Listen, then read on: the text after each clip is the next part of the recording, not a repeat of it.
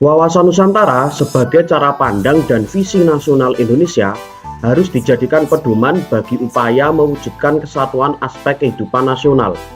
Tujuannya untuk menjamin kesatuan, persatuan, dan keutuhan bangsa, serta mewujudkan ketertiban dan perdamaian dunia. Oleh karena itu, penerapan wawasan Nusantara harus tercermin dalam pola pikir, pola sikap, dan pola tindakan yang senantiasa mendahulukan kepentingan bangsa daripada kepentingan pribadi atau golongan. Cerminan wawasan Nusantara menjadi pola pikir, sikap, dan tindakan dalam rangka menghadapi, menyikapi, atau menangani berbagai permasalahan menyangkut kehidupan bermasyarakat, berbangsa, dan bernegara. Penerapan atau implementasi wawasan Nusantara senantiasa berorientasi pada kepentingan rakyat dan negara secara utuh dan menyeluruh. Halo para siswa semua, bagaimana kabarnya? Saya harap semuanya sehat. Untuk materi kali ini kita akan belajar tentang implementasi dan pentingnya wawasan Nusantara dalam berbagai bidang kehidupan. Kita semua tahu bahwa wawasan Nusantara itu penting dimiliki oleh semua warga Indonesia supaya bisa menyamakan pandangan tentang Indonesia itu sendiri. Karena wawasan Nusantara ini sebagai landasan visional yang mendukung tujuan nasional. Lalu, apa yang terjadi jika kita tidak memiliki wawasan Nusantara dan tidak mengimplementasikannya dalam kehidupan sehari-hari? Ya betul, kekacauanlah yang terjadi. Mari kita coba melihat kembali keadaan bangsa Indonesia sekarang ini.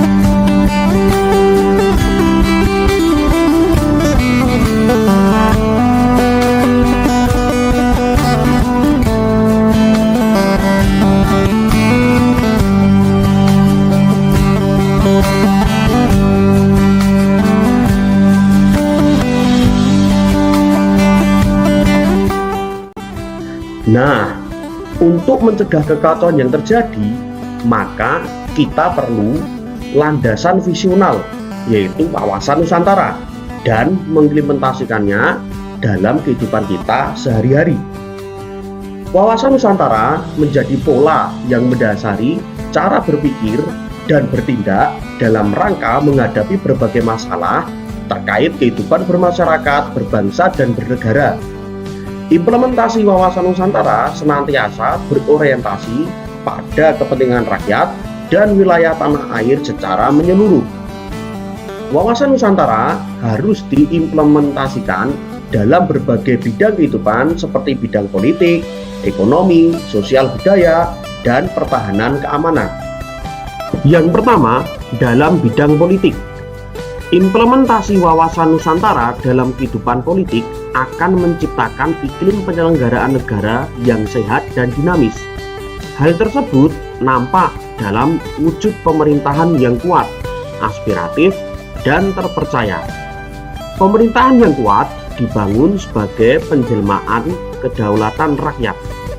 Contoh, pemilu menjadi salah satu wujud pelaksanaan demokrasi dan keadilan.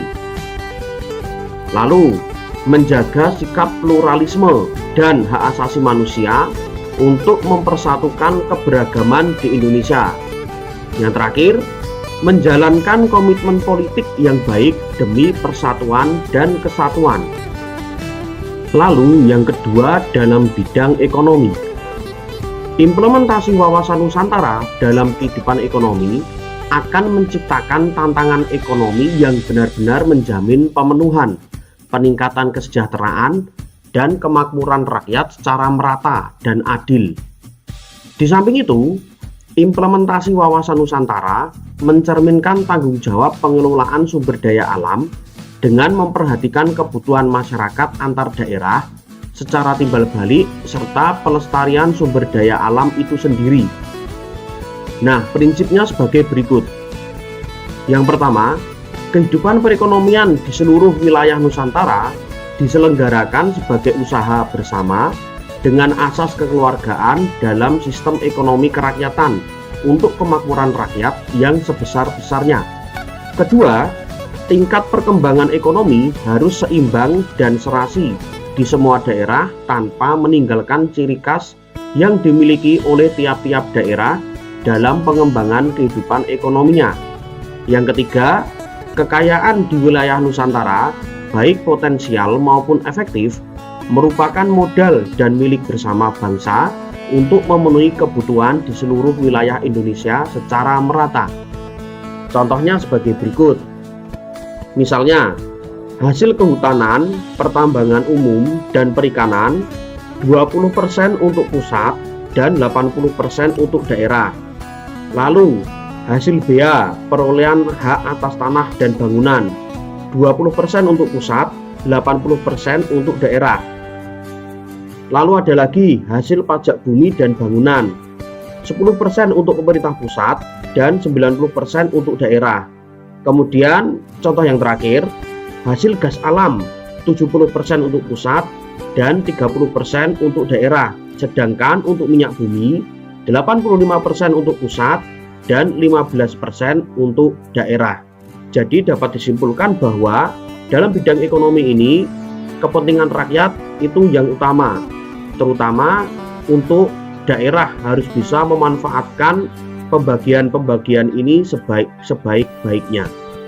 Lalu yang ketiga, implementasi wawasan Nusantara dalam kehidupan sosial budaya akan menciptakan sikap batiniah dan lahiriah yang mengakui dan menghormati segala bentuk perbedaan atau kebinekaan sebagai kenyataan hidup sekaligus karunia Sang Pencipta.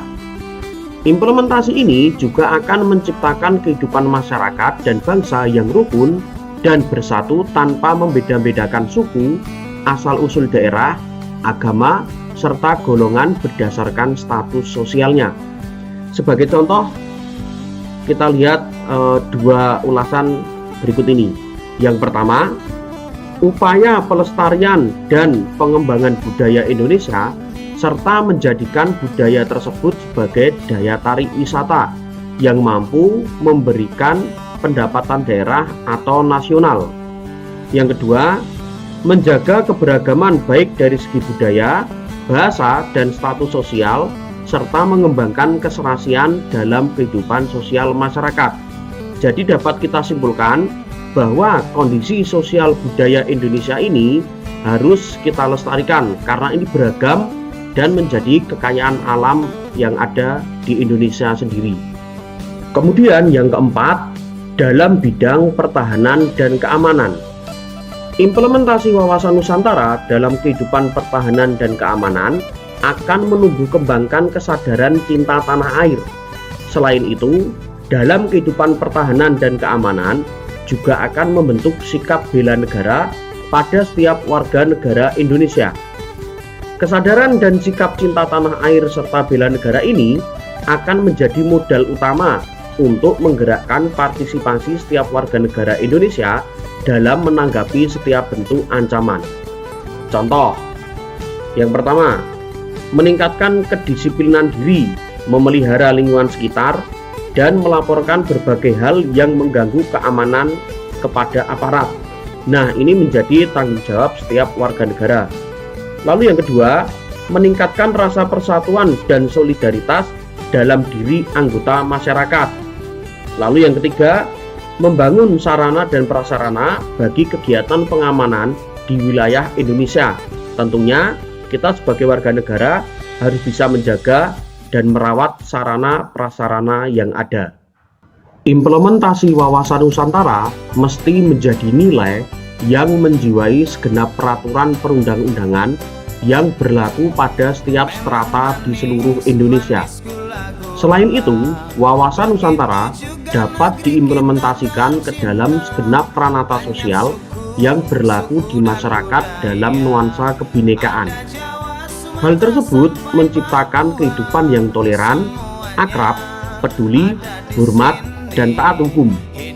Semua itu menggambarkan sikap, paham, dan semangat kebangsaan atau nasionalisme yang tinggi sebagai identitas bangsa Indonesia.